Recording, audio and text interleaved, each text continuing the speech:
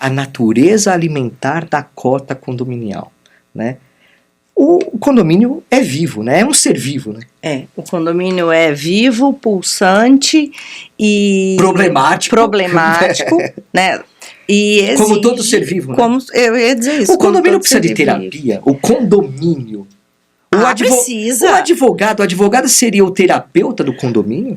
Com certeza. Cara, olha, com certeza. Sacada essa. Eu acho que dá até para fazer um slogan, né? Eu sou o terapeuta do seu condomínio. Com certeza precisa, né? É o que a gente fala sobre a manutenção, né? Com certeza. A prevenção, ela custa muito menos do que a reparação. Sim. Né?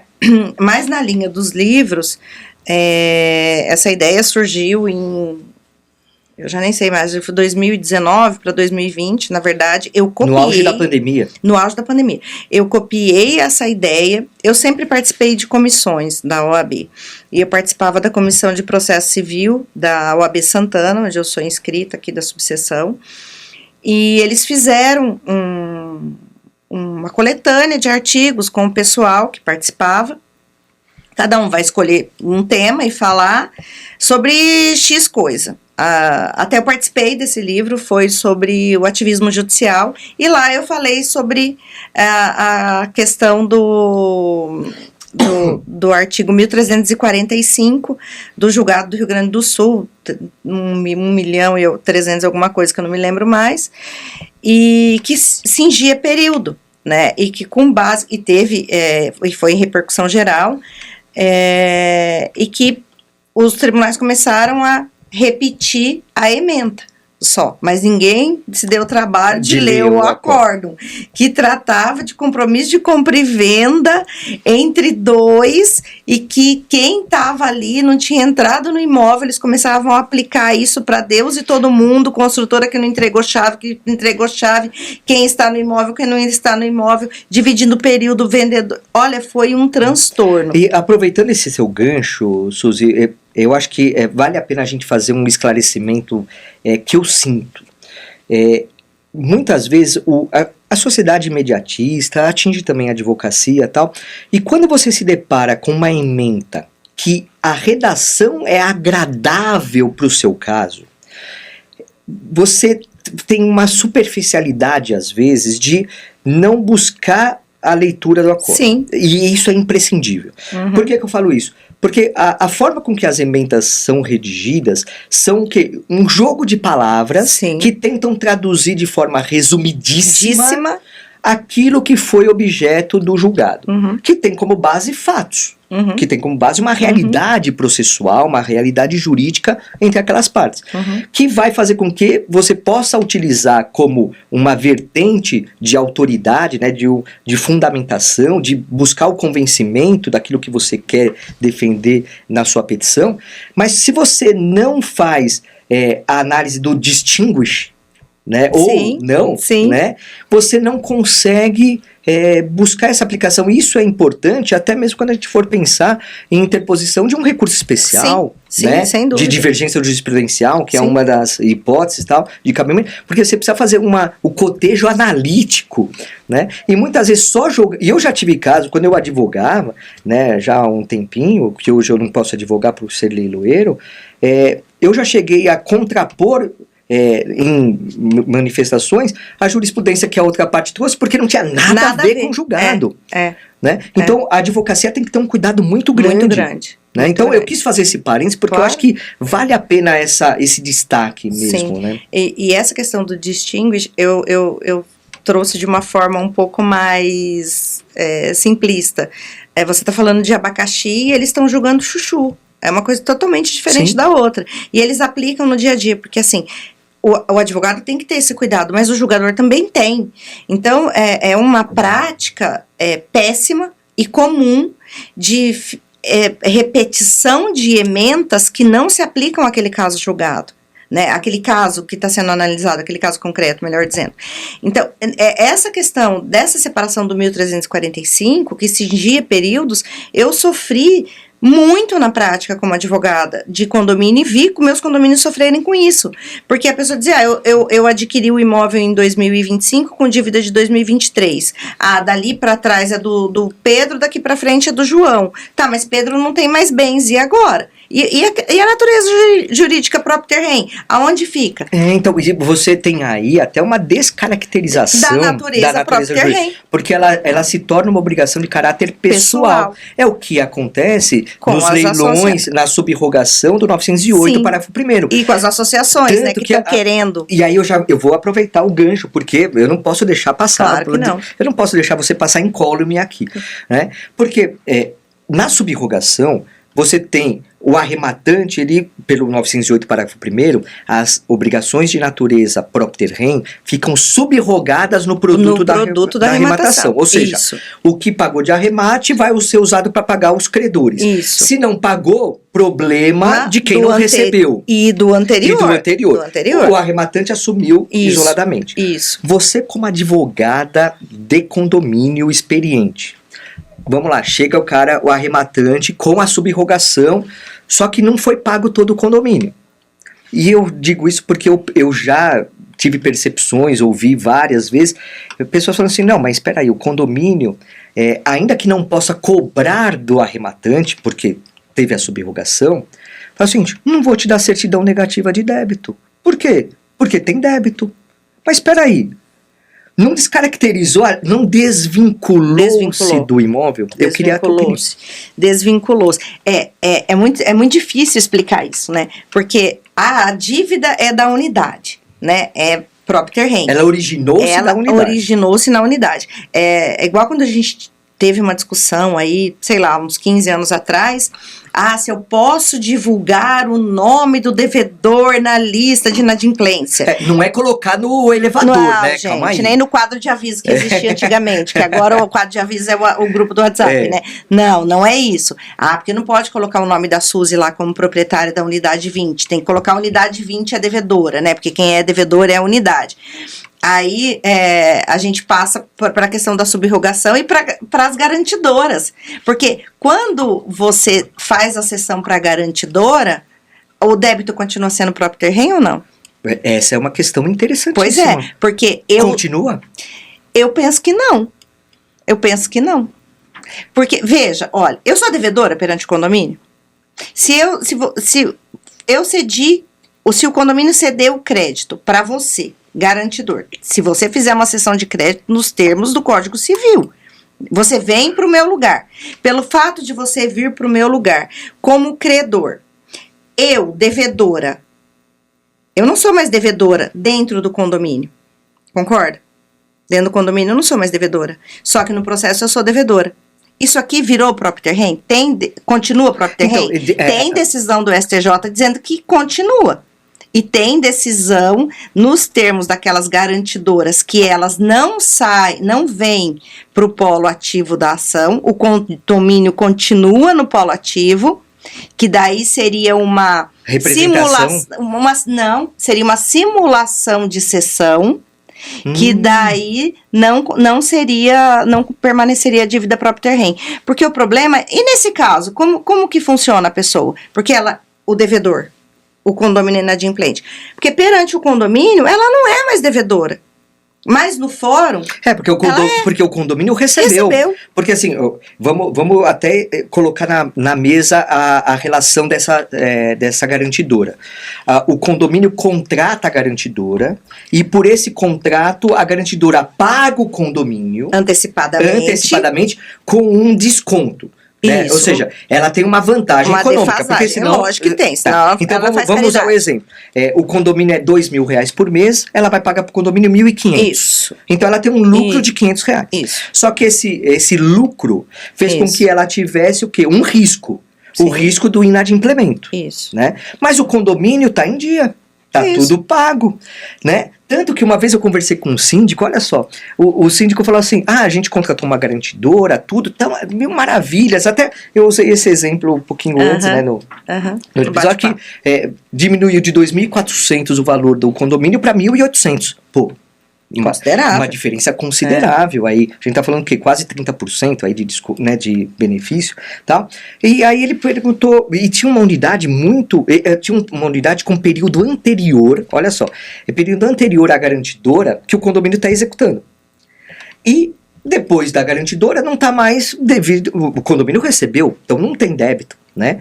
Aí ele foi perguntar pro representante da garantidora, falou assim, aquela unidade lá que eu estou executando, tá devendo o condomínio? Tá devendo, né, para vocês? Aí ele, não te interessa, não vou te falar. Você não precisa saber. O crédito é meu. O crédito é meu, eu não preciso falar nada para você, eu não preciso prestar contas para você. Então, mas aí eu acho que problema. Mas eu tô puxando esse gancho, sim, porque quando ele me retratou essa realidade, dá a entender que descaracterizou a natureza própria também. Mas aí tem outro detalhe. Essa garantidora, ela veio para esse processo no polo ativo? Não, o processo anterior, os débitos na execução são anteriores à garantidora. O condomínio continua como autor nessa ação. Continua porque o condomínio não cedeu esses créditos antigos, só que foi daquele momento para frente. Então, olha só a sinuca de bico que você tá. Esse débito continua para o terreno ou não? Porque o condomínio, ela não deve mais para o condomínio, né? Só que o condomínio, a unidade, só que o condomínio continua movendo uma ação contra o proprietário, em decorrência da dívida, sim, da unidade. E aí vamos pensar que esse imóvel vai a leilão. E vamos pensar, vai a leilão, a subrogação atinge? O antigo proprietário. Atinge também a garantidora que não está no polo não faz parte da relação processual? Olha só que complexo isso. É complexo e atormentador. Não, e aí a gente entra justamente E compensa advogar para o devedor. Por isso que a gente entra justamente nessa questão da natureza alimentar. Porque, peraí, se a cota condominial tem natureza alimentar, e o condomínio foi alimentado por um terceiro, será que essa cessão gerou também a transferência? Exclui o efeito, ou não a natureza do próprio terreno? Pois é. Putz, olha, eu confesso a você que eu não me debrucei ainda sobre isso. É muito complicado. E assim, nós tivemos casos de garantidoras que ela obrigava os condomínios a permanecer, feita uma simulação de cessão, porque os condomínios continuavam nos polos ativos das ações, justamente para quê? Para não descaracterizar, né? Aí ela agiria como se fosse uma o condomínio representado pela garantidora. Ela não aparece. Não, ela não aparece. Porque assim, o que eu já vi foi outorgar procuração para o advogado da garantidora. Isso. Mas ele vai atuar pelo condomínio, exatamente. Mas isso é um risco para a garantidora também. Porque o condomínio pode falar, não quero mais esse advogado. Tudo bem, tem uma relação contratual, vai gerar... Isso, no contrato ele é obrigado. Outra coisa que surge de dúvida nessas questões contratuais com garantidoras, qual é o quórum para você contratar uma garantidora? Boa. Qual é o quórum? É 100%? É unanimidade? Só o síndico pode contratar? Só o síndico pode? Inadimplente não vai votar? Nem precisa levar na assembleia? Pois é, porque assim, o síndico ele vai receber uma quantia menor, então ele está abrindo mão de dinheiro que não é dele. Qual a tua posição?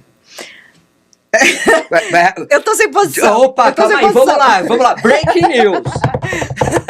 Não, aqui você não vai sair. Eu falei que você não vai sair ilesa. Olha, o que foi calmaria de SG, aqui a gente tá atormentando. Mas né? Mas Não, eu quero um posicionamento. Olha, eu já cheguei a imaginar que deveria ser unanimidade. Por quê? Porque a gente tá lidando com dinheiro. E todo mundo tem, o condômino, pelo Código Civil, ele tem o dever de pagar a cota condominial. Seria igual, vou fazer um paralelo interessante, que é mais comum até. O devedor chega no condomínio, o condomínio inadimplente chega para o síndico e fala, quero desconto, quero pagar parcelado sem juros, quero pagar parcelado sem atualização. O síndico não tem autoridade para fazer isso. Ele tem que levar para a assembleia. Quórum. Pois é. Quórum, porque aí você vai esbarrar no quê? Que o inadimplente também não pode votar. Porque seria a alteração da despesa condominial. Das despesas condominiais. Aí eu cheguei a pensar nos 2/3. fazendo ali um paralelo com a alteração de convenção, porque a convenção diz como vai ser a forma de pagamento, né? Forma, quando, a fração, se vai ser por fração, como é que vai ser feito esse rateio.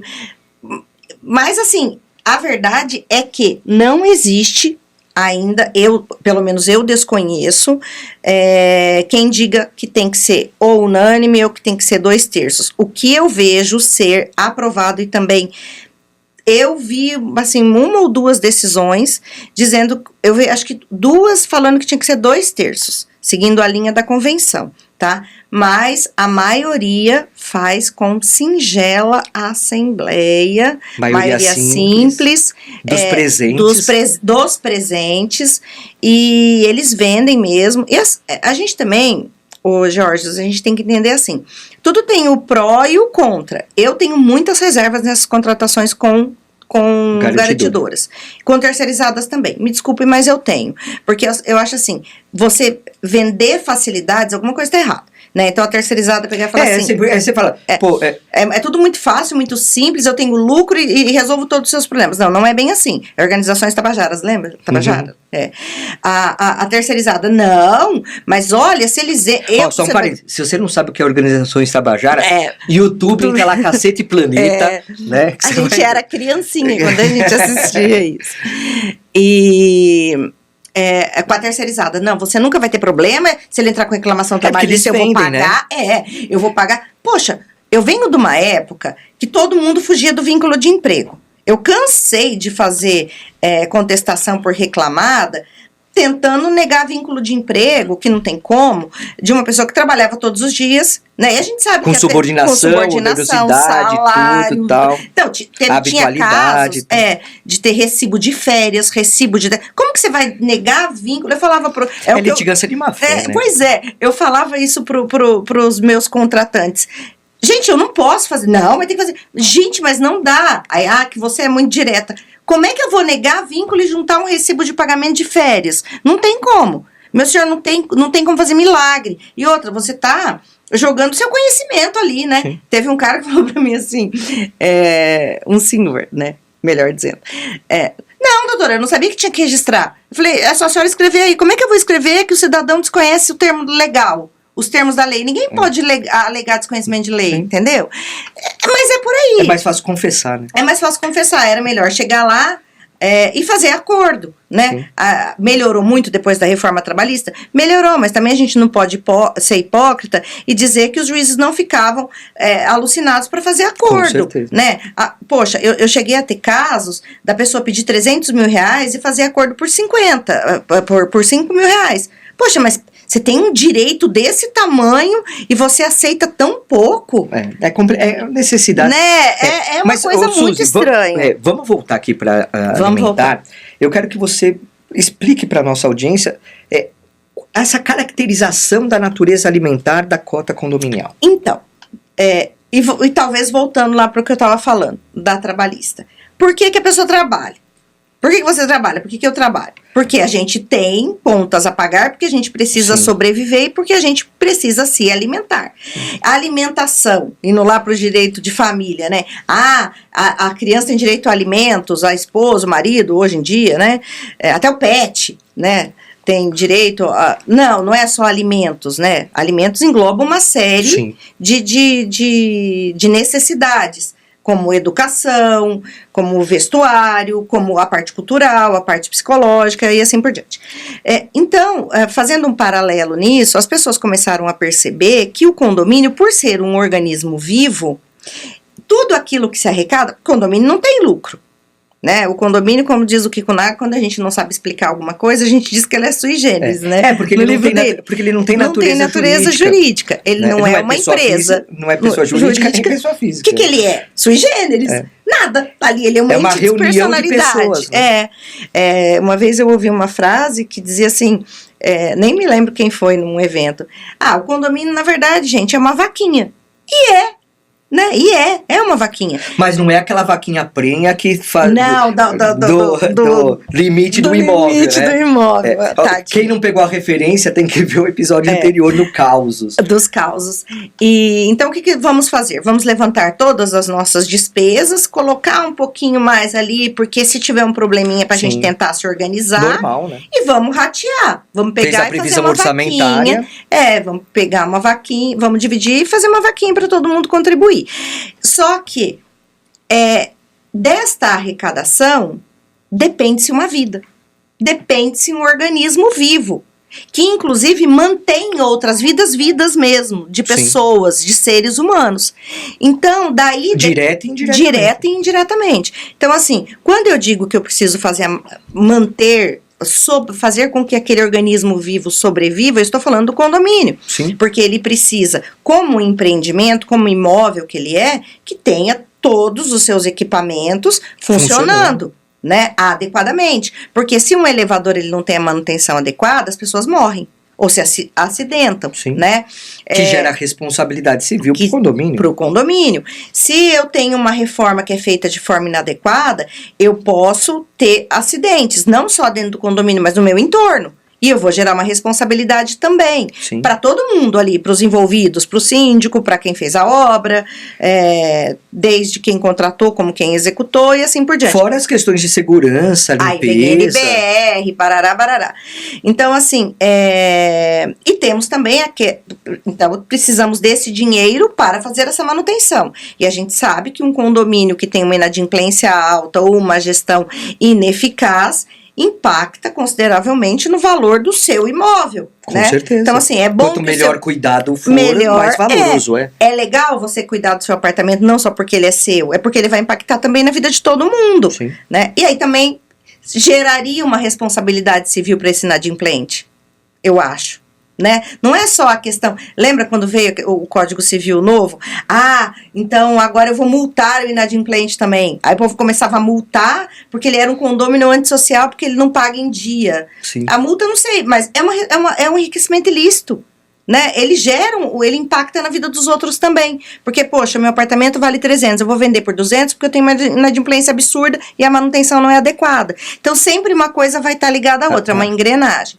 E por outro lado, eu tenho pessoas, sim, que dependem daquele condomínio, como os prestadores de serviços, os funcionários diretos, que eles ganham salário, os funcionários diretos, né? Os indiretos, eles também ganham salário, mas eles ganham do empregador deles, só que é porque eu pago. Sim. E eu sou tomador. E, aliás, você deu o gancho para entrar o quê? Terceirizadas, contratação direta, responsabilidades, aquela pergunta, eu acho que é a pergunta que todo mundo deve fazer para você, né? O síndico que procura, vale a pena ou não vale a pena ter a contratação direta ou a terceirizada? Como estou evoluindo, depende. Depende. Né? Então, assim, natureza propter-rem tem que ser preservada ao máximo. Por quê? Porque a natureza dessa arrecadação, ela está vinculada ao imóvel, e esse imóvel, e essa arrecadação, e dessa arrecadação são dependentes não apenas o imóvel, como os vizinhos condôminos, como as pessoas que trabalham para o condomínio, seja direto ou indiretamente. Vou trabalhar para o condomínio, terceirizada ou funcionário direto, seletista. Depende do que o seu condomínio tem, né? É o que eu disse no outro episódio, que vocês têm que assistir e depois falar lá pra gente, é legal, né? Ver, tá? Pode até criticar, mas com parcimônia também, né? Porque a gente é mimado. Não esqueçam que a Suzy é chata. Eu sou chata. Não é? Sou chata. Eu vou ficar magoada também. Eu sou sensível também, pode não parecer. Como os brutos também amam, também amam, então, assim, vai depender, cada condomínio tem a sua peculiaridade, tem as suas características. Então, como você falou, você tem um condomínio lá no Guarujá que tem 16 unidades. Nossa, eu vou terceirizar, vou colocar uma empresa terceirizada ali, com uma certa rotatividade de funcionários que em dados momentos é legal, é bom. Olha, o rapaz aqui da portaria, o pessoal não gostou dele, dá pra trocar? né? Agora, se ele fosse seu funcionário, você ia ter que fazer todo aquele procedimento, barará, barará. Então, assim, para que eu acho, a minha opinião, um condomínio pequeno desse, de 30, de 40 unidades, ele vai terceirizar? Será que é vantajoso para ele? Será que não é melhor ele ter aquele funcionário que conhece todo mundo, que ele vai investir em treinamento? Porque a gente sabe também que hoje a contratação de mão de obra, ela está cada vez mais delicada, difícil, Sim. né? Eu vi uma pesquisa há pouco tempo que tem vaga no mercado de trabalho para muitas áreas, inclusive para a parte condominial de portaria, zeladoria, parte de limpeza. Falta qualificação. Falta qualificação e mão de obra.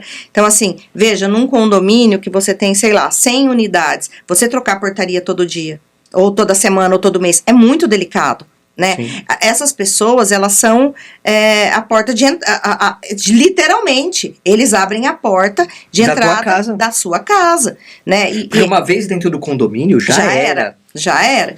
Então, às vezes, eu já vi casos da pessoa ficar forçando, mas eu moro aqui e tal, e o porteiro ali, porque ele não sabe o que ele faz, e ele é agredido, ele é ofendido, e aquela pessoa mora ali, mas o outro não tem como saber. Aí entra até prática de ESG. Prática de ESG. Também. Prática de direito de vizinhança. Sim. Também, né?